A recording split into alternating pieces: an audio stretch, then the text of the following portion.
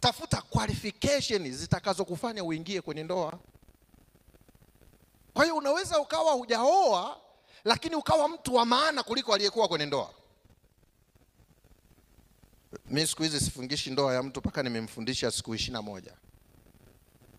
Yeye na huyu anayeoana nakaa nao siku 21. Siku moja nilikuwa naongea na kijana mmoja.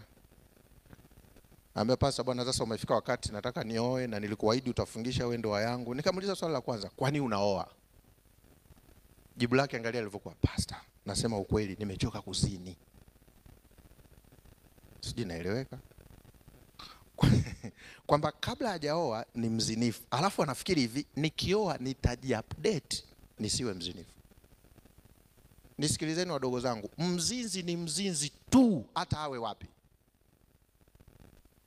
Kwa hiyo ukiona kinachokusukuma kwenye ndoa, unasema nimechoka uzinzi, sasa nioe nitulie naye. Niamini mimi, hautatulia naye. Kwa nini? Kwa sababu thamani yako haijengwi na ndoa. Wewe ni kabla hujaingia kwenye nini? Kwenye ndoa.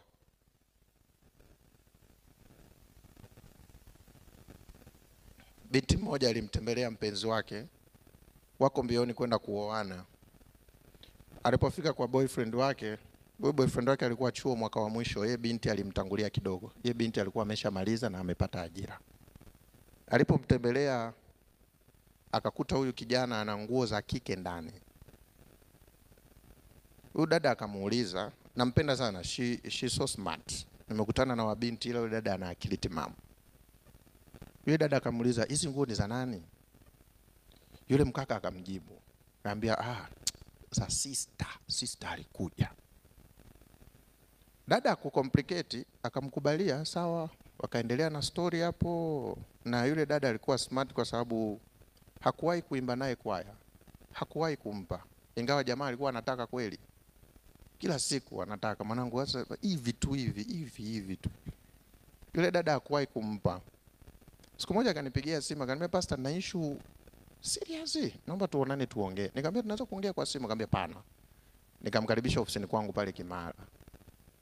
Akaniambia, pastor, shida yangu ni moja tu. Nilienda kwa boyfriend wangu nikakuta kuna nguo za kike. Akaniambia za dada yake. Nilipompigia simu dada yake akaniambia hata nyumba ya kaka yake hajui ilipo. Kwa mantiki hiyo zile nguo sio za nani? Za dada yake. Alafu akaniuliza mimi swali, na hili naogopaga sana wengi wakiniuliza, hivi unafikiri pastor tufanyaje kwa mtu kama huyu? Sasa mimi maswali ya hivyo sijibu. Sijibu. Kwa sababu mimi mwenzio nishaoa na watoto hawa. Na watoto wawili na mimba hii. Kwa hiyo nimeshaoa. Kwa hiyo siwezi kukuingilia wewe. Kwa hiyo nategemea wewe ndo ujibu. Sio mimi nifanyeje? Kwa nini nasema huyu ni smart? Kwa sababu nilimchallenge, nikamwambia hivi, wewe unafikiri wewe sio yeye.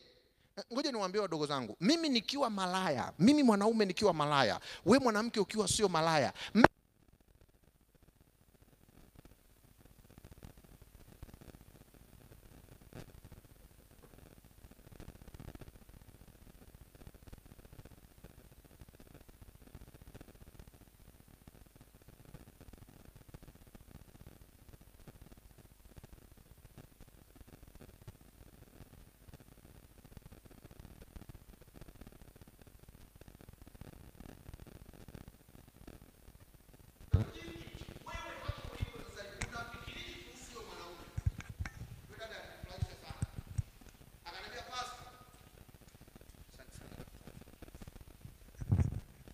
akaniambia, pastor, mimi nafikiri anifai. Na mimi nikapigilia msumari kabisa. Nikamwambia kabisa, achana naye. Nisikilize vizuri wadogo zangu. Kama huyu mwanaume ana uwezo wa kuwa na mwanamke mwingine na analala naye na ana nguo zake nyumbani, alafu wewe yani wewe anakusubiri ya kuoe, yani kama ingekuwa michezo, ana mazoezi ya ndondo kapu, anasubiri timu. Ngoja nibadilishe. Anaanza kufanya mitihani ya moko wakati anasubiri final exams. I'm back and we're here in the ABHQ. You know what